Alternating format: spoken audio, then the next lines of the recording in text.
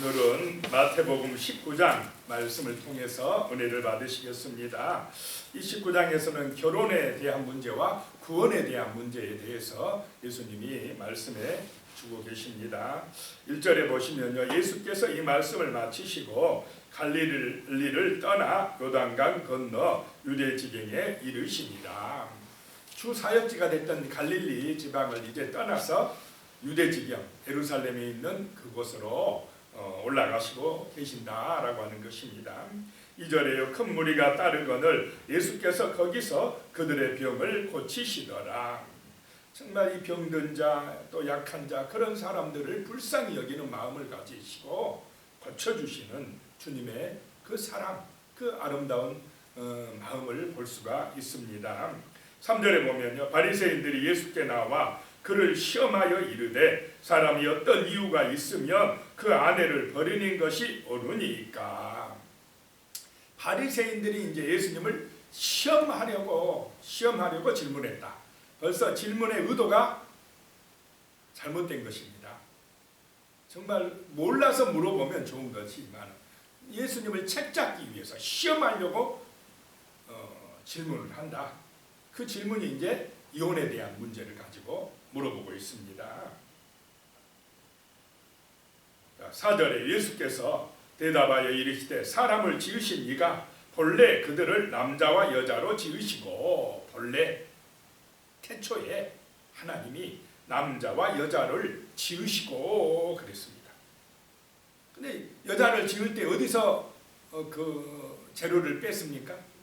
남자의 갈빗대를 뺐다 그러면 여자와 남자는 하나다라고 하는 것입니다. 그래서 부부가 되게 하시고 한 몸 되게 하셨다라고 하는 것입니다. 5절에 말씀하시기를 그러므로 사람이 그 부모를 떠나서 아내에게 합하여 그 둘이 한 몸이 될지니라 하신 것을 읽지 못하였느냐. 창세기의 말씀을 통해서 하나님이 지으실 때에 원래 이렇게 한 몸으로 지으셨다라고 하는 말씀을 통해서 하나님께서 결혼에 대한 말씀을 하고 있습니다. 6절에 그런즉 이제 둘이 아니요 한 몸이니 그러므로 하나님이 짝지어 주신 것을 사람이 나누지 못할지니라 하시니라. 자, 부부는 뭐라고요? 한 몸이다. 머리를 중심으로 우리의 손과 발, 또 눈과 모든 게 기, 이런 게 몸에 붙어있는 지체 하나이듯이 분리될 수가 없다라고 하는 것입니다. 한 몸이다라고 하는 것입니다. 아플 때 같이 아파하고 좋을 때 같이 좋아하고 서로 하나 되어서 살아가는 것이 부부다라고 말씀을 하고 있습니다. 그런데 7절에 보면요, 여짜오되 그러면 어찌하여 모세는 이혼 증서를 주어서 버리라 명하였나이까? 언제 모세가 버리라고 그랬습니까? 여자를 버리라고 그랬습니까? 이 당시는, 과거에는 여자에게는 권리가 있었습니까? 별로 없었습니까? 거의 없었습니다. 남자에게 모든 권리가 집중되던 시절입니다. 그러니 여자는 힘이 없어요. 8절입니다. 예수께서 이르시되 모세가 너희 마음의 완악함 때문에 아내 버림을 허락하였거니와 본래는 그렇지 아니하니라. 하나님이 창조하실 때는 원래 창조의 원리로는 그렇지 아니했다라고 하는 것입니다. 모세가 이혼을 허락한 이유는 여자들을 보호하기 위해서 그렇게 할 수밖에 없었다는 것입니다. 왜냐? 워낙 완악하니까. 사람들이 완악해졌기 때문에 이혼을 허락했다라고 하는 것입니다.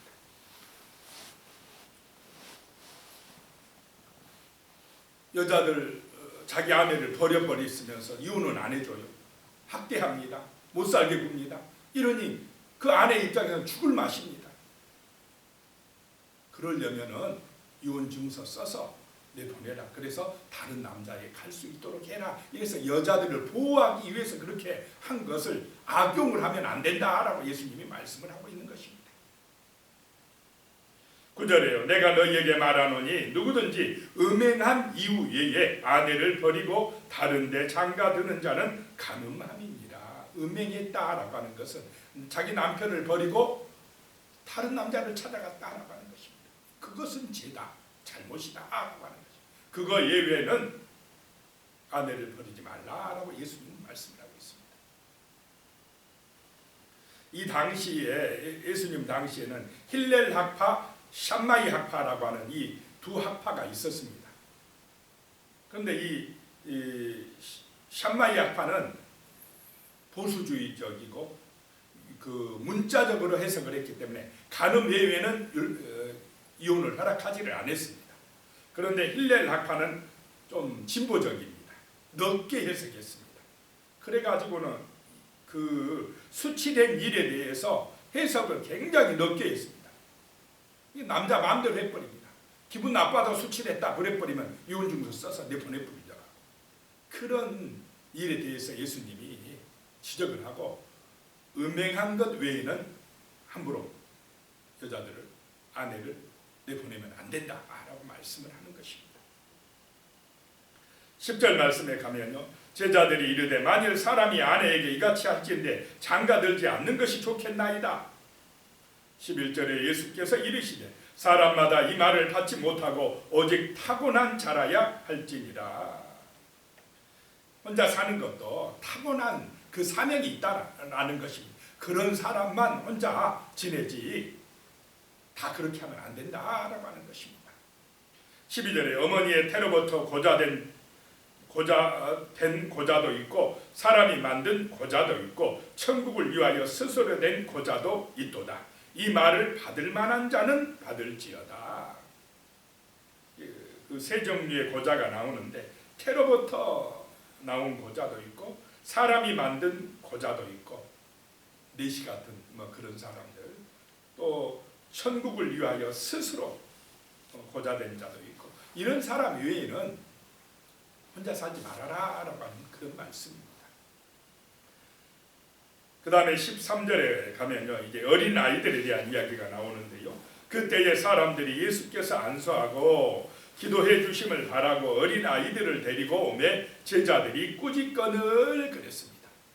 지금이야 어린 아이들이 얼마나 대접받습니까? 그런데 예수님 당시는 아이들이 많고 어린 아이들은, 여자들 어린 아이들은 제대로 사람 취급도 못 받던 그런 시절입니다. 그런데 제자들이 보니까 어떤 여자들이 어린아이를 데리고 와서 예수님을 귀찮게 한다 이 말입니다. 예수님같이 바쁘신 분을 왜 어린아이들 데리고 와서 귀찮게 하냐라고 제자들이 뭐라고 그랬다는 것입니다. 그랬더니 14절에 예수께서 이르시되 어린아이들을 용납하고 내게 오는 것을 금하지 말라. 천국이 이런 사람의 것이니라 하시고 그랬습니다. 낮아진 사람들, 어린아이는 낮아진 사람들, 약자들, 소외된 사람들, 그러기 때문에 자기 힘으로는 어찌할 수 없어서 정말 하나님을 의지하려고 오는 그 사람들을 말하는 것입니다. 자기의 어떤 능력이나 자기의 의나 어떤 재물이나 권세나 지식이나 경험이나 그걸 의지해가지고는 도저히 자기 힘으로는 구원받을 수 없다고 생각하는 사람들, 그래서 오직 예수를 바라보고 믿고 의지하는 사람들이 어린아이 같은 사람들인 줄로 믿으시기 바랍니다. 자기 공로가 아니라 하나님의 은혜가 아니면 안 된다고 하나님께로 두 손 들고 오는 사람들, 주님을 의지하는 그 사람들이 어린아이다라고 하는 것입니다.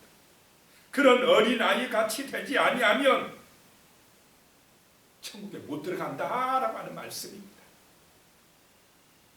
15절에 그들에게 안수하시고 거기를 떠나시니라. 이런 어린아이와 비교해서 자기 능력으로 뛰어난 사람이 뒤에 나오는 부자 청년 이야기입니다. 16절에 보면 어떤 사람이 주께 와서 이르되 선생님이여 내가 무슨 선한 일을 하여야 영생을 얻으리까. 이 어떤 사람은 부자 청년이고 관리이고 성품도 좋고 율법도 잘 지키고 거의 뭐 인간적으로 봤을 때 사람이 볼 때는 완벽한 사람입니다. 저런 사람이 천국 못 가면 누가 가겠느냐라고 할 그 정도로 모범적인 사람입니다. 우리가 마가복음에서 주일날 설교에 들으셨지만 예수님 앞에 와서 꿇어 엎드렸습니다. 얼마나 겸손합니까? 얼마나 인간 됨됨이가 좋습니까? 그런 이 사람이 내가 무슨 선한 일을 하여야 영생을 얻으리까? 라고 질문합니다. 영생에 대한 질문, 구원에 대한 질문을 하는 사람입니다. 내가 무슨 선한 일을 하여야? 라고 말씀하고 있습니다. 자, 질문이 잘못됐습니까? 안 됐습니까? 내가 기준인 게 문제가 이 말입니다. 내가 이만큼 선한 일을 하면 됩니까? 라고 하는 것입니다. 내가 중심이 되면 구원 못 받을 줄로 믿으시기 바랍니다. 예수가 중심이 돼야 됩니다. 오늘 이 시대의 문제도 뭐냐? 내가 중심이 되는 게 문제입니다. 내가 복음이 되니까 문제입니다. 내 자신이 우상이 되는 게 가장 큰 구원의 걸림돌이 되는 것입니다. 요한복음 17장 3절에 보면요, 예수님이 영생에 대해서 말씀합니다. 영생은 곧 유일하신 참 하나님과 그가 보내신 자 예수 그리스도를 아는 것이니라. 이게 영생입니다. 영생은 내가 무엇을 많이 해야 얻어지는 게 아니고, 천국은 내가 선한 일을 많이 해야 가는 곳이 아니고 하나님이 주신 은혜요 선물인 줄로 믿으시기 바랍니다. 누구를 알아야 됩니까? 참 하나님과 그가 보내신 예수 그리스도를 아는 것이 영생이라는 것입니다. 안다라고 하니까 지식적으로 아는 것입니까? 관계적으로 아는 것입니까? 관계적으로 아는 것입니다. 결혼해서 아는 것, 부부 같은 사이, 한 몸 된 사이가 돼야 된다는 것입니다. 예수는 신랑이고 나는 신부다. 교회는 신부다는 것입니다. 이것은 하나가 되는 것입니다. 마음과 뜻이 한 몸이 되어버리는 것입니다. 이것이 아는 것입니다. 그냥 예수가 나의 중심에 와 있습니다. 예수가 나의 신랑입니다. 나의 구원자입니다. 예수가 나의 목자가 되는 것입니다. 그냥 예수가 너무 좋아요. 너무 좋아요. 그 십자가의 사랑, 그 은혜가 너무 좋아요. 그래서 예수가 믿어져 버리는 이것이 바로 예수를 아는 것인 줄로 믿으시기 바랍니다. 그 사람에게 천국 문이 열려집니다. 영생의 축복이 임한다라고 하는 것입니다. 내가 뭐를 선한 일을 많이 해야 얻어지는 것이 아닌데 이 부자 청년은 그것을 모르고 있습니다. 예수를 몰라서 주님이라고 못하고 선한 선생님이여 이렇게 부르고 있는 것입니다. 17절에 예수께서 이르시되 어찌하여 선한 일을 내게 묻느냐? 선한 일은 오직 한 분이시니라. 내가 생명에 들어가려는 계명들을 지키라.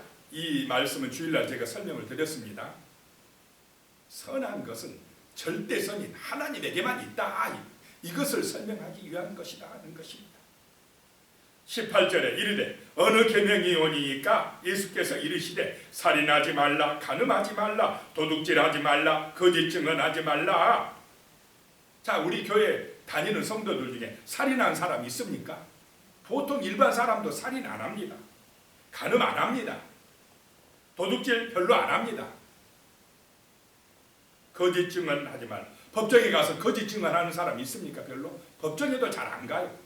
이 정도는 보통 사람이면 뭐 거의 다 지키고 있는 것 아닙니까? 19절에 내 부모를 공경하라, 내 이웃을 내 자신과 같이 사랑하라 하신 것이니라.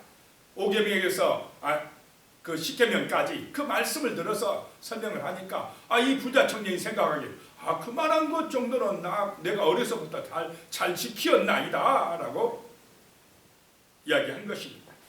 20절에요. 그 청년이 이르되 이 모든 것을 내가 지키었사온데 아직도 무엇이 부족하니까? 라고 말씀합니다. 21절에요. 예수께서 이르시되 내가 온전하고자 할진대 가서 내 소유를 팔아 가난한 자들에게 주라. 그리하면 하늘에서 보화가 내게 있으리라. 그리고 와서 나를 따르라 하시니라. 여기서요, 내가 온전하고자 할진대 라고 있습니다. 온전하다. 이 온전하다라고 하는 말은 히브리어로 텔레이오스라는, 히브리어가 아니라 헬라어로 텔레이오스라고 하는 말인데 관계적인 온전함입니다. 아까 말한 대로 하나님을 아는 것입니다. 탕자가 하나님 아버지를 떠나면 어떻게 됩니까? 방탕하고 죄짓고 하다가 결국에는 어떻게 됩니까? 망해서 고생하게 돼 있습니다. 엄청 고생하다가 누가 생각납니까? 아버지가 생각이 왔어요. 내가 아버지 집에 가서 중살이 하더라도 내 아버지에게 돌아가자 하고 돌아와서 아버지와 만나서 관계가 회복되는 것, 이게 온전함입니다. 사람이 자기의 의를 내세우고 내가 이만큼 잘한다 해가지고는 하나님 아버지와 관계가 온전합니까? 안 합니까? 그것은 영생 얻지 못하는 사람. 그런데 회개하고 돌아와서 아버지여 내가 죄인입니다. 아버지의 은혜가 아니면 십자가의 사랑이 아니면 내가 살 수 없나이다 라고 예수님을 믿고 알아보는 것, 이것이 바로 영생의 길인 줄로 믿으시기 바랍니다. 그것이 온전하게 되는 것입니다. 하나님과의 관계가 회복되는 것이 온전하다라고 하는 것입니다. 그런데 이 부자 청년이 온전하게 되는데 제일 걸림돌이 되는 게 무엇입니까? 돈입니다. 재물입니다. 그러니까 예수님이 이 사람은 재물을 뺏지 않으면 절대로 하나님 아버지께 올 사람이 아니야. 믿을 사람이 아니니까 너 재물 때문에 문제다. 너는 돈 때문에 문제야. 너 돈 때문에 지금 영생 얻지 못하고 있는 거야. 그러니까 처방이 뭡니까? 너 그거 팔아. 이 말은 돈 믿고 의지하지 마라 이 말입니다. 돈이 구세주가 아니다는 걸 깨닫게 하시고자 하는 줄로 믿으시기 바랍니다. 이 사람을 거지 만들려고 다 팔아 나눠주라 그런 뜻이 아닙니다. 너의 중심은 돈이야. 그러니까 돈 중심이 돼서는 너 영생 못 얻어. 그러니까 돈을 믿지 마라 라는 뜻에서 이런 말씀을 하시는 줄로 믿으시기 바랍니다. 그리고 나를 따라가. 돈 믿지 말고 나를 믿어. 우리는 돈 믿지 말고 예수를 믿어야 천국에 갈 줄로 믿으시기 바랍니다. 돈 중심이 아니라 예수 중심으로 사는 사람이 그리스도인입니다. 그런데 교회 다니면서도 예수보다 돈이 더 중요하다. 그 사람이 어떻게 천국에 갈 수 있겠습니까? 예수가 보배가 되어야 할 줄로 믿습니다. 예수가 신랑이 되어야 한다는 것입니다. 예수를 위해 죽기 살기로 믿어야 그 사람이 바로 진정한 구원받은 사람이다 라고 하는 것입니다. 22절에 그 청년이 재물이 많으므로 이 말씀을 듣고 근심하며 가니라. 재물을 더 의지하니까 순종하지 못하는 것입니다. 23절에 예수께서 제자들에게 이르시되 내가 진실로 진실로 너희에게 이르노니 부자는 천국에 들어가기가 어려우니라. 왜냐? 부자는 뭘 믿고 사니까 어렵습니까? 재물 믿고 사니까 천국에 못 들어가는 것입니다. 예수보다 재물이 더 중요하다고 믿고 있으니 그 사람이 어떻게 천국에 들어가겠습니까? 24절에 다시 너희에게 말하노니 낙타가 바늘귀로 들어가는 것이 부자가 하나님 나라에 들어가는 것보다 쉬우니라 하시니라. 그만큼 부자가 될수록 자기를 더 믿고 자랑하고 자기 공로 내세우고 돈 의지한다 이것입니다. 그만큼 타락되고 죄짓고 방탕한 길로 가다 결국 망한다 이 말입니다. 그 길이 세상의 길인데 우리 그리스도인들은, 교회 다니는 사람들은 그 길을 따라가면 안 될 줄로 믿습니다. 지금 이 부자는 율법도 압니다. 하나님 잘 압니다. 겸손하기도 합니다. 그런데 문제는 마음속에 하나님 예수보다 뭐가 더 의지됩니까? 하나님보다 돈 우상에 빠져 있습니다. 만몬에 딱 붙들려 있습니다. 돈을 갖고 유혹하는 마귀에게 그대로 붙들려 있다 이 말입니다. 마귀 종살이하고 있다는 것입니다. 마귀 종살이해가지고 어떻게 천국에 갑니까? 예수를 주인으로 모시고 예수의 종, 하나님의 일꾼이 되어야 할 줄로 믿습니다. 그래야 그 사람에게 천국 문이 열려진다라고 하는 것입니다. 25절에 제자들이 듣고 몹시 놀라 이르되 그렇다면 누가 구원을 얻을 수 있으리까? 26절에 예수께서 그들을 보시고 이르시되 사람으로는 할 수 없으되 하나님으로서는 다 하실 수 있느니라. 28절로 가서요. 예수께서 이르시되 내가 진실로 너희에게 이르노니 세상이 새롭게 되어 인자가 자기 영광의 보좌에 앉을 때에 나를 따르는 너희도 12보좌에 앉아 이스라엘 12지파를 심판하리라. 세상이 새롭게 되어질 때, 그때가 언제입니까? 주님이 재림하실 때 새 하늘과 새 땅이 열려질 때 주님이 그때에 너희에게 상이 있으리라, 축복이 있으리라 라고 말씀합니다. 우리는 이 땅에서의 상보다, 이 땅에서 부귀영화보다 새 하늘과 새 땅에서 주어지는 그 하나님의 선물이 더 귀하다고 믿는 사람인 줄로 믿습니다. 하늘의 보좌에 저 하늘의 상급이 더 크다라고 하는 것입니다. 천국의 소망을 가지고 이 땅에서 복음의 증인으로 정말로 예수님의 그 은혜 받은 성도로서 살아가시기를 축복합니다. 기도드리겠습니다. 살아계신 하나님 아버지, 정말로 우리에게 은혜를 주시옵소서.